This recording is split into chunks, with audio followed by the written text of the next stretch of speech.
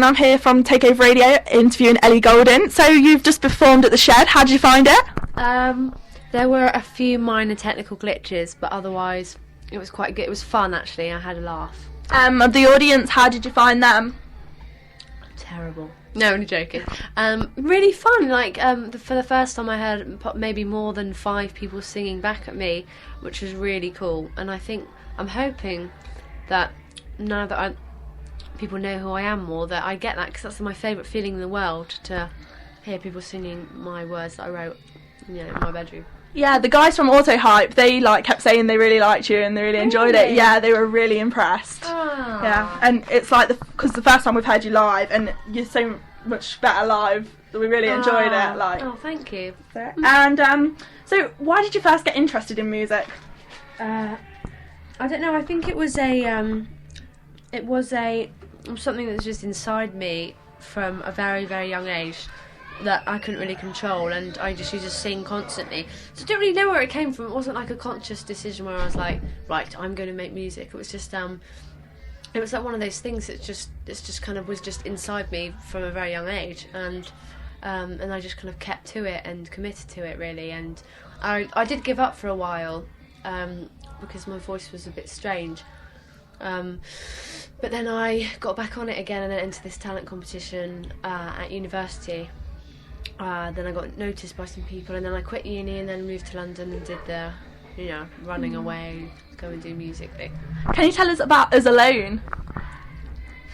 What? How do you know about that? Research. Goodness me. Do you know, I played that for the Us Alone was my first ever demo, and I wrote it when I was like 14. Is that what you're referring to? Yeah. That's mental. Do you know, I just played that song to my producer Finn yesterday, and he was like, "Ooh, that's bad." But I mean, he was like, for 14, it's good. Yeah. It's just like a folk song that I wrote, very simple, like 1 minute 40 seconds long or something. Not really worth, playing to anyone, but it's I've got it, I've got it there if I ever need it for any reason. And how do your parents help you with your career? My dad, I don't see my dad very often, but I'm sure if we were in contact he would be very enthused. And my mum, she's very, she likes to think she's really cool with music. She won't mind me saying that.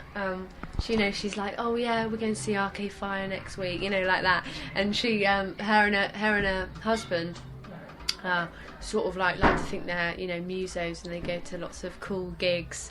And my mum says her favourite band is Biffy Clyro and stuff like that. So she is supportive in a way, but she lives in Birmingham actually, so I don't get to see her very often. But she's alright, my mum. She's quite supportive. So how's the album coming along? It's alright. We've got maybe 7 songs down on paper, but now we just have to type them up, so they need to be done, finished. And then there's a few more I think that I'm going to write, sort of a last push of power or whatever. I'm working with a few other people before the end of the year, so that might result in something new for the album. So yeah. Did you enjoy working with Frank Music? Because you did work with him. Yeah, he's a very talented guy. A lot more talented than, I don't know what people's view of him is generally, but he is a very talented individual in a lot of ways. He's very motivated and very, very driven. And that combined with my sort of, just brought him this acoustic-y song that I recorded in this crappy studio, and I didn't have a MySpace or anything then. And then I took it to him, and he just sort of gave it his, magic touch, and it just seemed that combination worked really well, and it kind of inspired me to work with other electronic producers, and that's what I've done from then on. Have you got a date for when the album's going to come out, or? We're thinking maybe around the end of February, beginning of March, but it's kind of been slightly pushed forward because of the success of Under the Sheets, because it did a lot better than we thought as a sort of, as a little release. So yeah, it might be a bit earlier than that, or might be a little bit later, depending on what happens in the next few months. Yeah.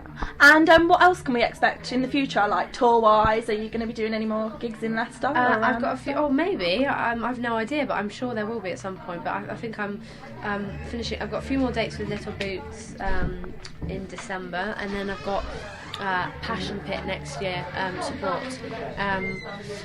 And then obviously I'll be doing some sort of headline tour at the end of next year at some point, which is exciting. So it's all good then? Yeah, all bloody positive and great. Okay, thank you for your time.